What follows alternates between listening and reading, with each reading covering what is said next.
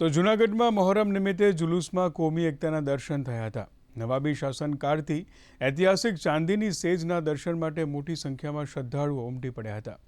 હિન્દુ મુસ્લિમ આગેવાનો કોમી એકતા અને ભાઈચારા સાથે આ જુલુસમાં જોડાયા હતા।